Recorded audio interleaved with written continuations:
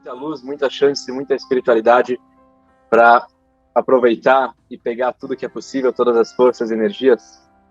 Também queria lembrar que a gente está aqui dedicando esse shiur, essa aulinha em elevação da alma da mãe da nossa querida amiga Taubi, Rachel Batmania. Se Deus quiser, hoje é o 30º dia desde o falecimento da dona Rachel, se Deus quiser que ela tenha uma elevação. Então, muitas vezes a gente sabe que as pessoas acabam se prendendo, se fechando, entrando em problemas, e as pessoas às vezes não conseguem sair dos problemas. Elas acabam cada vez mais se fechando e entrando em momentos difíceis, e às vezes as pessoas vão entrando mais fundo no problema, e elas não conseguem sair. É muito difícil às vezes as pessoas saírem, tanto se a gente for olhar um problema físico, às vezes um problema mental, cada um vai entrando nos seus problemas, e para poder sair disso, às vezes não é a coisa mais fácil do mundo. Então, por isso, hoje eu preparei um tema que é muito interessante. Na verdade, a gente vai falar aqui daqui a pouco de umas dicas bem fáceis. Não é uma aula que vai envolver muita coisa elevada, a gente não vai falar de mundos e coisas super espirituais, vamos falar de coisa prática. Vamos entrar aqui, daqui a pouco vamos ver detalhes muito práticos que nos ensinam como sair de alguns, não problemas, talvez não seja a palavra certa, mas de algumas dificuldades que a gente vai entrando no nosso dia a dia, que a gente vai lidando no nosso dia a dia. Então, a gente vai ver como a Parashá da semana vai ter algumas dicas muito, muito práticas para poder sair e se livrar de todos esses problemas, às vezes até problemas conjugais, problemas com os amigos, problemas com familiares, problemas entre pais, problemas gerais, dificuldades, talvez, como eu falei, problemas talvez não seja a palavra certa, mas como a gente vai conseguir sair de tudo isso.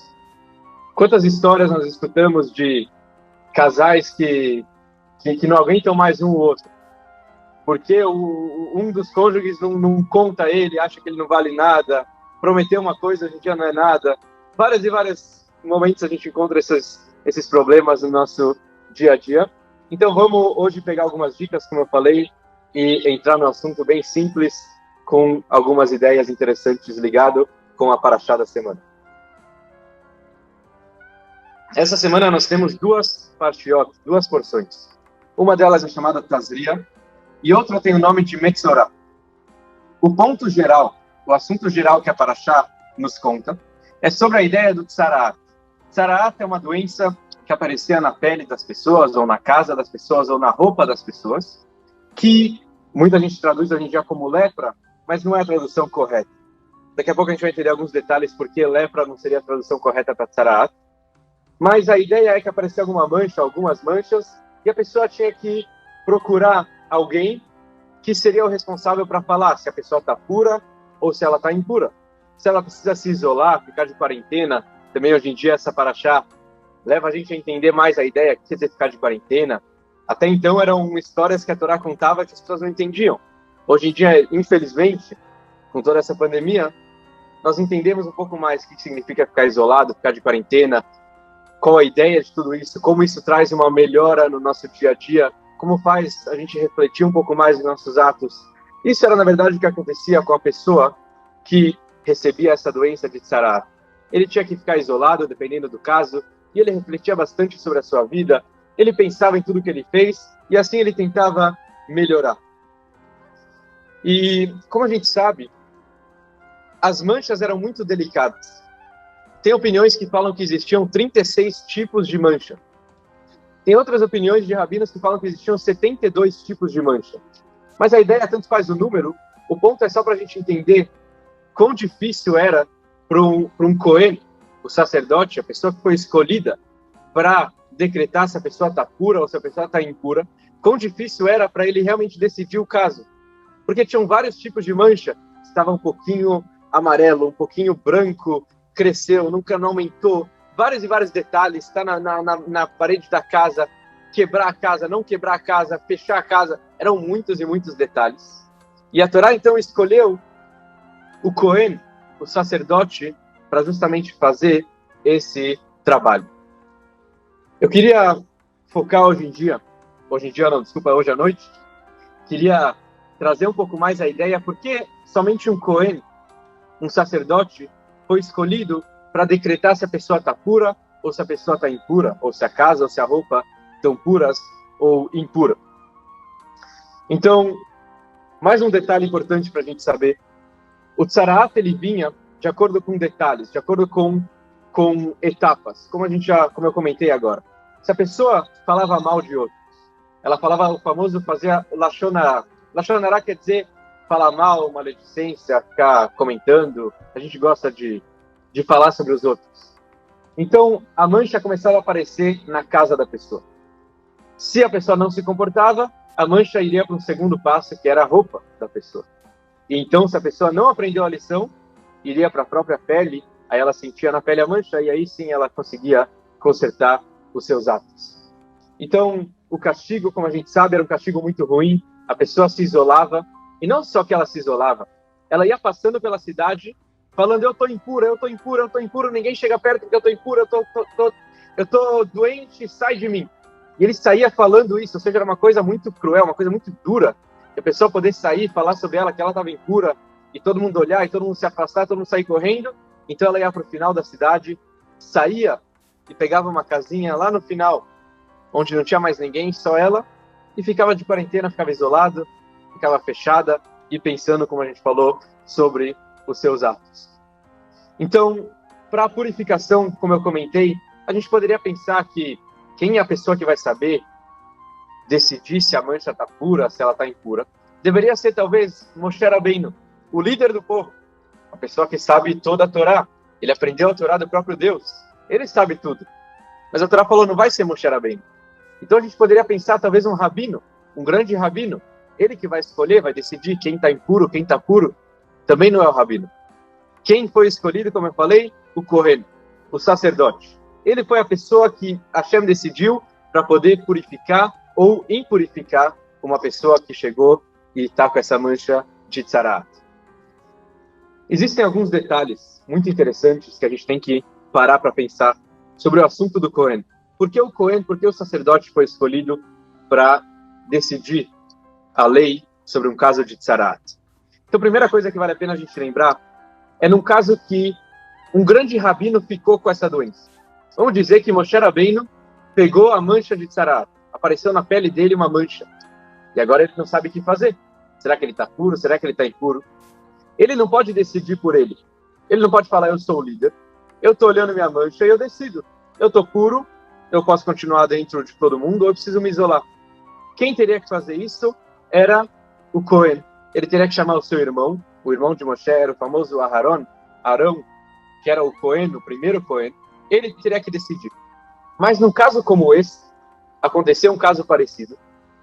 Quem pegou o tzaraat, quem ficou com essa doença, foi a irmã de Moshe Rabbeinu. Quem é a irmã de Moshe Rabbeinu? A famosa Miriam. Miriam pegou o tzaraat. Por que ela pegou o tzaraat? Porque ela falou mal. Na verdade, ela não teve o intuito de falar mal, mas ela comentou, ela falou sobre o seu irmão, sobre Moisés, que Moisés tinha separado da esposa. Então Miriam falou, Moisés, esse nosso irmão, ele não é o cara mais correto, ele se separou da esposa, tá vendo que talvez não entendi por que ele fez isso? Só dela comentar, Deus falou, você vai ser castigado. Qual é o seu castigo? Mancha de tzaraat. Agora, Miriam entrou num dilema. Quem vai decidir se ela está pura ou se ela está impura? Se ela tem que se isolar ou não? Quem seria o responsável? Aharon, que era o irmão, o Kohen. Só que uma pessoa próxima não poderia decretar sobre um irmão se ele está puro ou impuro. Então o que aconteceu? Aconteceu um milagre. O próprio Deus, Hashem falou, eu sou Kohen, eu sou um sacerdote, então eu quero decidir sobre você, Miriam, se você vai estar impura ou pura. E de fato Deus decretou que ela está impura, ela teve que sair, se isolar durante uma semaninha, depois ela voltou para o acampamento. Então foi o próprio Deus que decidiu falar se a pessoa está pura ou impura, no caso de um líder ou de um sábio pegar a doença. Ou seja, faz a gente entender, Miriam poderia se juntar ou perguntar para qualquer rabino daquela época. Tinham várias pessoas que sabiam estudar a Torá muito bem, mas nenhuma delas era capaz, nenhuma delas podia dar o veredito final se ela está impura. Somente um Kohen, somente um sacerdote poderia decidir. Essa ideia vai mais longe ainda. Vamos pensar mais um caso interessante. Um Kohen, um sacerdote, que ele é totalmente ingênuo em assuntos religiosos. Ele não sabe nada de Torá. Ele não sabe estudar, não sabe abrir um livro, não sabe procurar, não sabe fazer nada. Ele simplesmente nasceu de um pai que é Cohen. Então ele também tem esse título de Cohen, mas ele não sabe nada.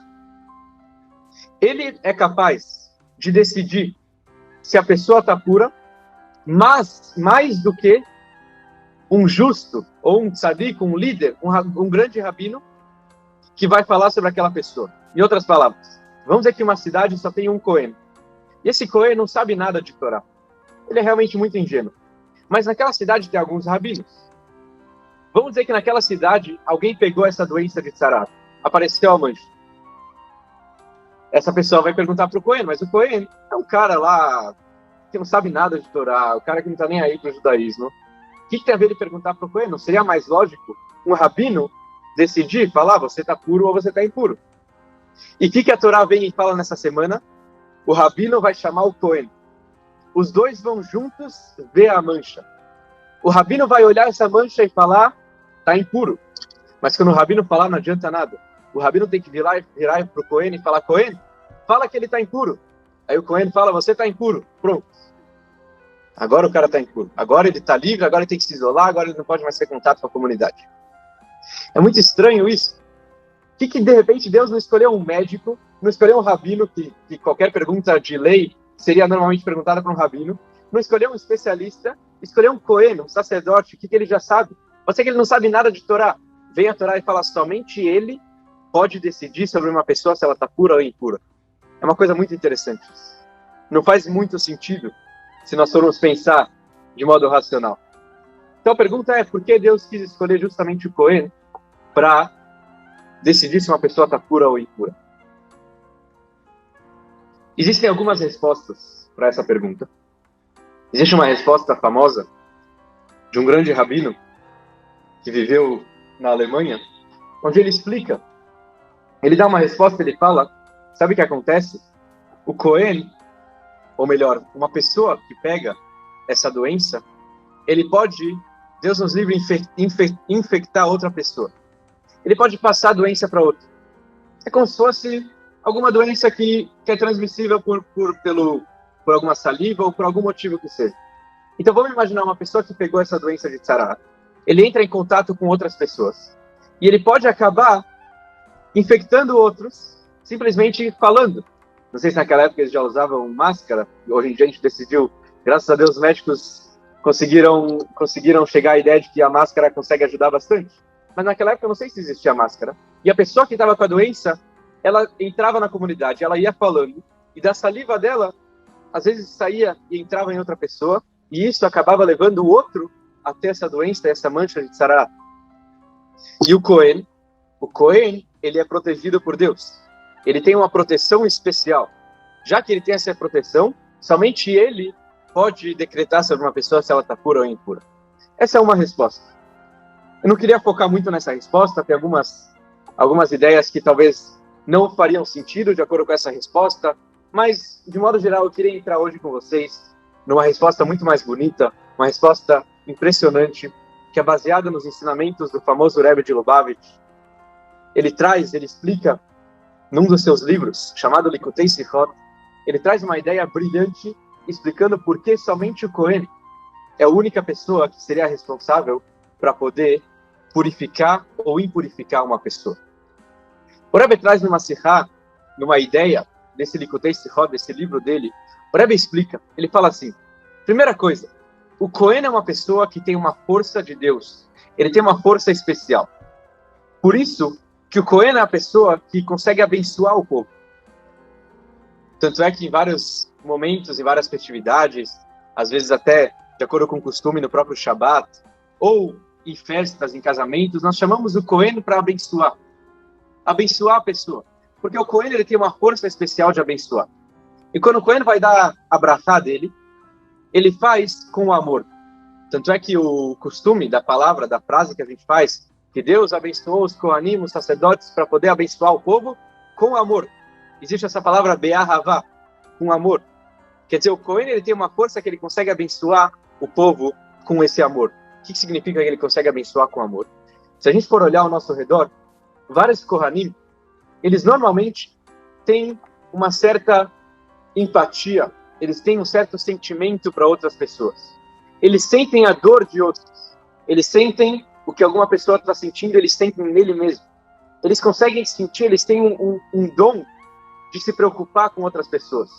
Por isso nós encontramos vários Kohanim, que eles são líderes de comunidade, são rabinos, são gabaim, são ajudantes na comunidade, são pessoas que têm um papel público. Eles ajudam muita gente, porque eles têm esse dom de se preocupar com outros.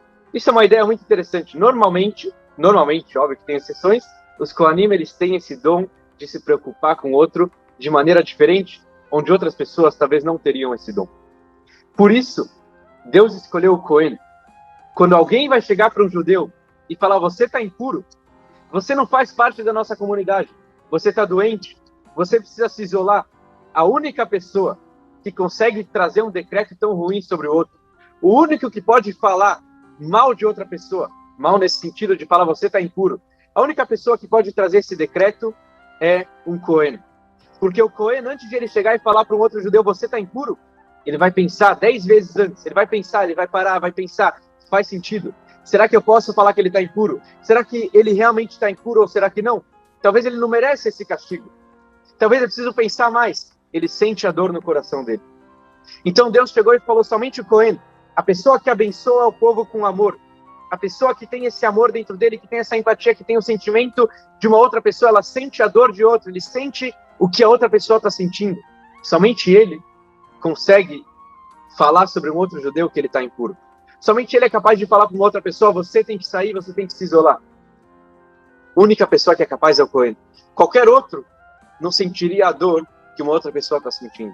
Qualquer outro não saberia falar, não pensaria tanto, não sentiria no coração dele o que o Cohen sente por uma outra pessoa. Então, por isso que Hashem decidiu escolher justamente o Cohen para decretar sobre essa pessoa. Que ela está impura ou, futuramente, que ela estará pura. A gente vê isso, muito interessante, com o primeiro Cohen da história. Quem foi o primeiro sacerdote, como eu comentei aqui? Foi o irmão de Aharon, o irmão de Moshe, desculpa. Aharon. Arão foi o primeiro sacerdote que existiu. Sobre ele nós vemos uma ideia muito, muito bonita, onde Aharon, ele viu, a Torá traz uma linguagem muito interessante sobre isso, a Torá fala, Aharon, ele viu e ele se alegrou muito no seu coração. Sobre qual episódio a Torá está nos contando essa ideia?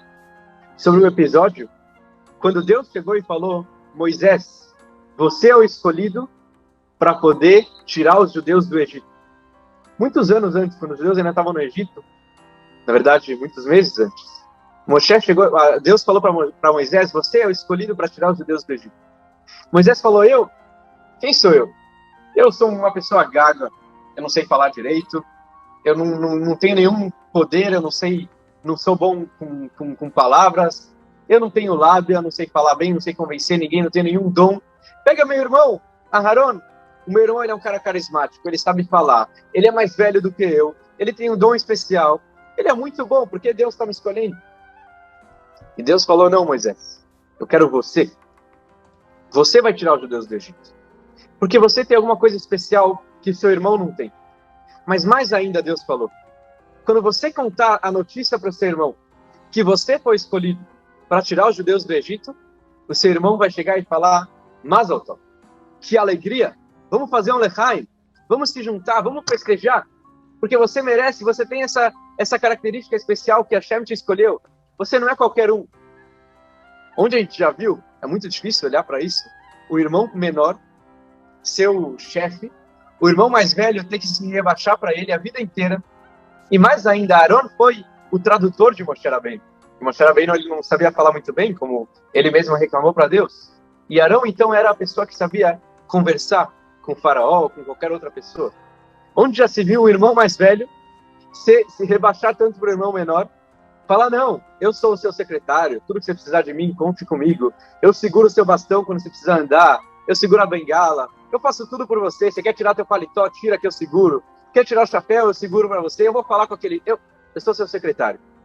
Onde já se viu o irmão maior, o irmão mais velho, fazer todo esse papel que o irmão menor normalmente deveria fazer? E a resposta é que a gente está falando aqui de Aharon. Aharon, ele foi a pessoa escolhida para ser justamente o líder de forma oculta. Ele ajudou o seu irmão. Por quê? Porque ele era capaz de sentir o que Moshe Rabbeinu, ele sentia a alegria de Moisés. Ele falou, meu irmão, você foi escolhido? Parabéns. Parabéns, eu sinto essa alegria por você. Eu não vou ficar triste, eu não vou ficar com inveja. Não existe inveja. Parabéns, você é uma pessoa especial. E Aharon fazia parte disso. Então, olhando esse episódio, quando nós entendemos o que Aharon foi, a gente entende essa ideia brilhante. Quem são os seus descendentes? Deus escolheu os descendentes de Aharon, todos os Kohanim, para seguirem esse caminho e sentir a alegria ou a dor de uma outra pessoa e poder trazer isso para outras pessoas. Existe uma linguagem muito bonita que o Zohar é o famoso livro da Kabbalah, onde o Zohar explica, o Zohar traz uma frase muito bonita, ele fala, você nunca vai encontrar um Cohen, um sacerdote, que ele não se preocupa com outras pessoas. Você nunca vai encontrar. Não falando de Aaron, o primeiro Cohen, falando hoje em dia, Kohanim da nossa geração, você pode olhar várias pessoas, eles sempre se preocupam com os outros. Eles podem ser pessoas, às vezes, um pouco mais duras, um pouco mais pavio curto, como a gente chama, mas eles sempre se preocupam, eles estão representando a comunidade, eles sempre se preocupam com outras pessoas. E com isso nós entendemos por que os Kohanim abençoam o povo judeu com amor. Eles são as únicas pessoas que conseguem olhar para um outro judeu e falar, você está puro, você está impuro, porque eles têm esse poder de amor. Eles sentem, eles têm o amor pelo outro judeu, um amor verdadeiro. Então eles conseguem abençoar, eles conseguem dar a bênção, eles conseguem decretar e falar para uma pessoa que ela está impura, que ela tem que se isolar, ou que ela tem que receber o mérito de estar pura. Isso qualquer líder, qualquer sábio, qualquer rabino, talvez não teria esse mérito. Se Moisés quisesse chegar para uma pessoa e falar, você está impura, ele não poderia. Porque somente uma pessoa que tem esse dom de amor consegue falar isso para uma outra pessoa, trazer esse decreto sobre uma outra pessoa. E por isso a gente entende uma história interessante, uma história muito bonita que eu ouvi, já que a gente está trazendo aqui o ensinamento do Rebbe de Lubavitch. O Rebbe, ele sempre costumava pegar o Sidur, o livro de rezas, e olhar sempre dentro. Mesmo que ele sabia a reza de cor, ele sabia tudo que ele fazia de cor, ele olhava, abria o Sidur e olhava dentro para fazer a reza palavra por palavra dentro do Sidur. E não só isso que ele costumava rezar dentro, mas também quando na reza, quando o Hazan, o representante, estava lá cantando, estava falando a reza, o Rebbe não era o Hazan, ele olhava no Sidur para ver também se o Hazan estava lendo tudo da maneira correta. Ele ficava olhando.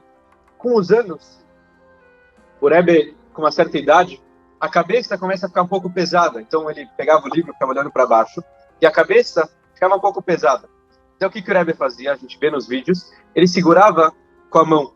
Ele colocava a mão na cabeça para segurar a cabeça, para não pesar muito. Existiu uma época que o Rebbe, com a mesma idade, começou a tirar a mão dele. Ele pegava o Sidur e continuava olhando sem segurar sua cabeça. E as pessoas não estavam entendendo. Até o mês passado, o Rebbe segurava a mão. De repente, agora o Rebbe não está mais colocando a mão, a cabeça ficou mais leve. O que está acontecendo? E ninguém sabia muito sobre a vida do Rebbe. Então foram pesquisar, foram atrás, foram tentar entender o que estava acontecendo. E descobriram que tinha um rapaz, não muito velho, que ele passou por um incêndio. E esse incêndio, infelizmente, acabou defeituando, trouxe defeitos físicos no rosto dele. Ele tinha um rosto queimado, um rosto que dava para ver que ele tinha alguma coisa diferente. Esse rapaz gostava de sentar do lado do Rebbe na hora da reza. Obviamente o Rebbe tinha um palco, ele sentava embaixo. Mas o Rebbe, para as pessoas não acharem que ele está colocando a mão para não olhar aquela pessoa, o Rebbe falava, eu vou tirar minha mão. Eu vou sentir o peso da minha cabeça para ninguém achar que eu estou colocando minha mão para não olhar para aquela pessoa que tem esse defeito. Isso é uma história muito bonita. Uma das histórias mais bonitas que eu já ouvi sobre o Rebbe. Uma história impressionante. Como a gente vê a honra das criaturas que nós temos que ter. A honra por um ser humano. Quanto vale a gente respeitar uma outra pessoa? Quanto vale o nosso respeito, o nosso amor por uma outra pessoa? Até mesmo, talvez, envergonhar alguém, porque eu sempre coloco minha mão na cabeça. Mas o Rebbe falou, não. Porque talvez alguém vai olhar e vai falar, não, eu estou colocando a mão para não olhar esse rapaz. O Rebbe falou, vou tirar minha mão. E mais ainda, até tem algumas versões que falam que esse jovem, ele era cego. Então ele nem via o que o Rebbe estava fazendo. Mas as pessoas estavam sentindo esse amor. Esse sentimento, esse respeito por uma outra pessoa. Essa história é muito bonita. Essa história nos ensina muita coisa. Existe uma outra história que eu gostaria de contar para vocês também, sobre um famoso sábio chamado Hafetz Haim. O apelido dele era Hafetz Haim. Ele, certa vez, foi visitar uma cidade e fizeram um sorteio. Quem da cidade vai ser o anfitrião que vai receber ele em casa? E escolheram uma pessoa, caiu no sorteio, uma pessoa muito rica daquela cidade. Então todo mundo começou a preparar, toda a família começou a se preparar para o Shabat. Imagina, no Shabat vai chegar o Hafetz Haim, o grande sábio da época, vai entrar em casa, vai comer uma refeição aqui em casa. A gente tem que tratar ele super bem. Começaram a preparar a esposa, o marido, os filhos, cada um com sua função. E todo mundo se matando, dormiram à noite, cozinhando, fazendo saladas. Imagine aqueles 20 pratos de salada e carnes e sobremesas, tudo da melhor forma para o tzadik, para esse Hafetz Haim, para esse sábio se sentir confortável. E a mulher, a esposa, a dona de casa, foi a que mais se dedicou para isso. Quando chegou na sexta-feira à noite, quando esse sábio foi entrar na casa dessa pessoa da cidade, desse responsável por receber o Hafetz Haim, ele entra e ele repara, ele começa a olhar a mesa, ele fala, uau, que bonito. E o dono da casa percebe que a halá, os pães que a gente usa para o Shabat, não estavam cobertos, elas estavam descobertas. Normalmente, o nosso costume é cobrir os pães, cobrir a halá, quando nós fazemos o kiddush, quando a gente faz a bênção sobre o vinho. Então o dono da casa se sentiu muito incomodado, ele falou, imagine o sábio está entrando aqui em casa, e ele vê que o pão não está coberto, o que ele vai achar? Que eu sou um burro, que eu não sei estudar, que eu não sei fazer nada, Imagine, eu preparei a semana inteira para chegar nisso. E o dono da casa, então, gritou com a esposa. Ele falou, você não sabe que tem que cobrir o pão? E a esposa, então, de um momento para outro, desabou. Ela se sentiu muito incomodada. Todo o esforço que ela fez, tudo que ela se dedicou para poder trazer a mesa para o rabino, as saladas, as comidas maravilhosas, de repente, o marido chega e acaba com ela de uma forma dessa. Então o Hafetz Haim, o sábio, virou para o marido e falou, você sabe por que a gente costuma cobrir o pão no Shabat? E o cara falou, óbvio, com certeza eu sei. Porque a gente vai fazer o kiddush. E normalmente a bênção do pão vem antes da bênção do vinho. E como hoje a gente está fazendo a bênção do vinho antes da bênção do pão, por isso a gente cobre o pão para o pão não sentir vergonha. Então o Hafetz Haim falou, bonita explicação. Mas será que o pão sente quando a gente cobre ele? Será que o pão sente vergonha? Você já viu algum pão, alguma halá reclamando? A halá nunca reclamou, a halá nunca sentiu vergonha. Você acha que é certo envergonhar sua esposa assim, na frente de todo mundo? Ele falou isso, obviamente, num sentido delicado. E o dono da casa entendeu. O que adianta fazer, quando falta o respeito por um outro ser humano? Quando falta o amor verdadeiro e sincero por uma outra pessoa? Quando a gente entende o sentido da nossa paraxá, olhando para um Cohen, o Cohen foi escolhido, nenhum sábio, nenhum líder foi escolhido, somente o Cohen. Porque o Cohen, ele tem esse dom de saber olhar para uma pessoa e sentir a dor dele. Ele sabe decretar para uma pessoa se ela está pura ou se ela está impura. Somente ele, que faz com amor, que sente isso, consegue e é capaz de decretar sobre uma outra pessoa alguma coisa que não seria positiva. Isso também faz a gente entender uma outra ideia. Uma ideia muito bonita, como eu falei no começo, as pessoas vão entrando em problemas, as pessoas vão entrando em momentos que às vezes é difícil delas conseguirem sair. Como eu falei também, que essas discussões acontecem muito.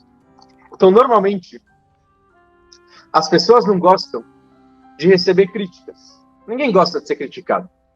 Mas se a gente for pensar e entender um pouco mais, por que as pessoas não gostam de serem criticadas? Vamos imaginar um caso de uma mulher que vira para o marido e fala, marido, você está ficando muito longe de casa, você não está dando atenção para os teus filhos, você não está ficando comigo, você poderia chegar um pouco mais cedo do trabalho.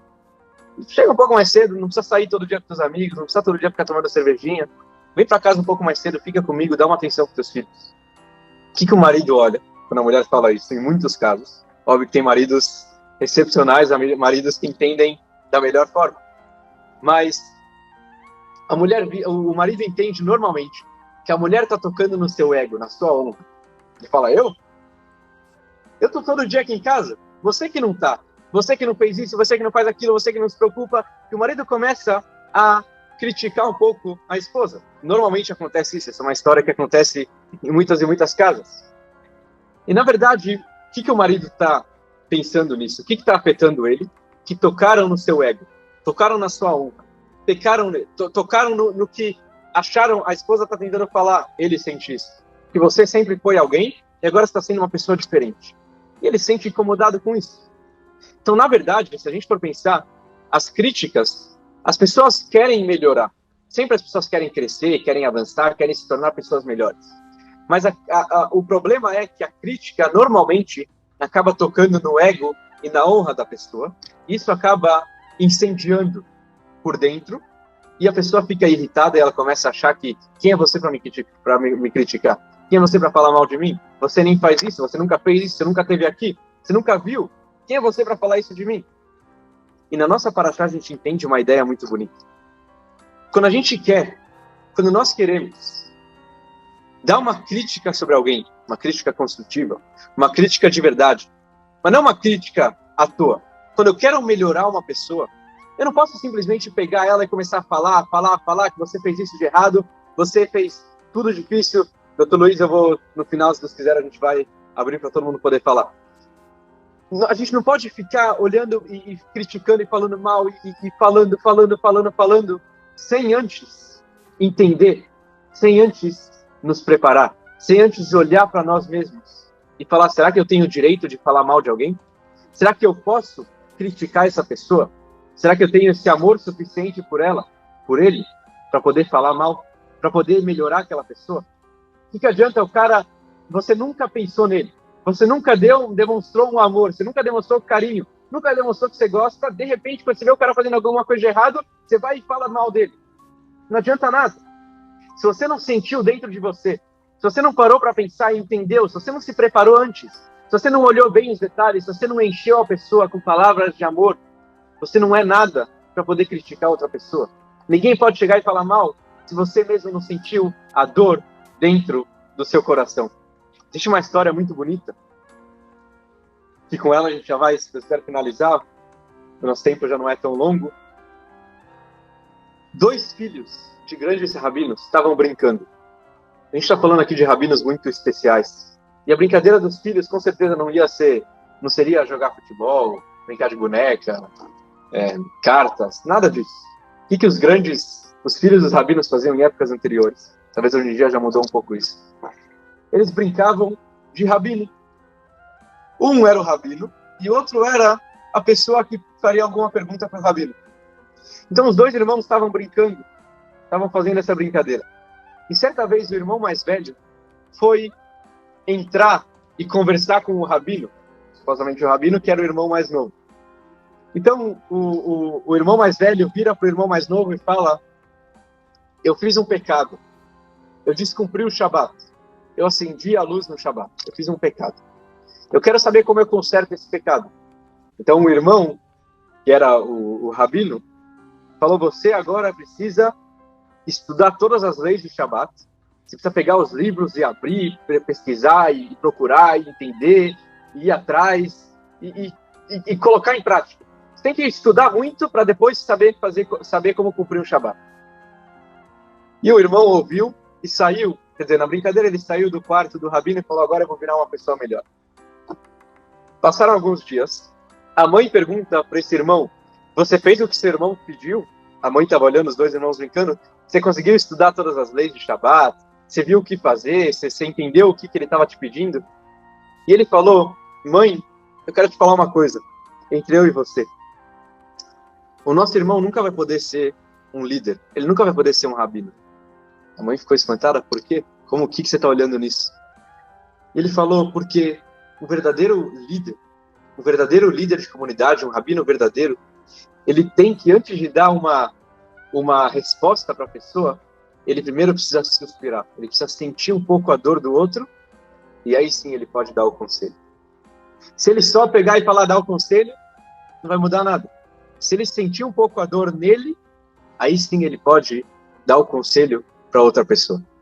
Então o irmão menor está falando para a mãe, saiba que o nosso irmão ele não vai poder ser um líder nunca, porque ele não sente, nunca, não digo, mas ele não poderia ser um líder se ele não aprendesse essa tática de primeiro sentir um pouco da dor e somente depois ele pode dar o conselho. Então a gente tem que pensar e talvez olhar isso. A gente gosta de falar mal, de comentar e sentar. Em épocas normais a gente costumava sentar junto e falar: vamos agora falar mal sobre aquela pessoa, vamos tomar uma cervejinha. O que rola nos papos da cerveja? Aquele cara não sabe vender, aquele cara não sabe fazer isso, aquela pessoa não sabe aquilo. Começa a falar mal de pessoas. Numa conversinha dessas, a gente acaba estragando vidas. A gente acaba criticando pessoas. Você tá mudo, Mendy. Voltou? Estão me ouvindo? Boa. Então, eu tô ouvindo bem. Maravilha. Então, numa simples conversa, num simples bate-papo, a gente acaba, às vezes, atrapalhando e estragando vidas. O que a nossa paraxá vem nos ensinar, que se você quer dar uma crítica verdadeira para uma pessoa, primeiro dê uma palavra de carinho. Sinta o que ela está sentindo. Sinta em você aquilo e somente depois você consegue ajudar aquela pessoa. Você consegue dar um conselho e você consegue criticar ela de uma maneira que ele vai te ouvir. Por isso, que somente um Cohen, um sacerdote, foi escolhido para decretar sobre uma pessoa que ela é pura ou impura, porque somente ele sente essa dor.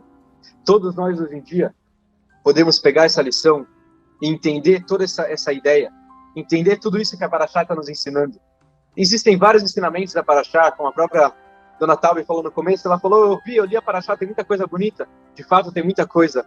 Essa ideia, eu achei uma ideia muito bonita, que eu gostaria muito de compartilhar com vocês. Eu acho que a gente tem que pensar, tem que aprender, tem que colocar isso em prática. A gente tem que saber como encher as pessoas de amor, embrulhar as pessoas de carinho, e somente depois a gente pode dar um conselho, dar uma palavra e assim ajudar. Queria de novo lembrar que essa aula foi em memória da Dona Rachel Batmania, se Deus quiser que ela tenha uma elevação. Agradeço muito a presença de todos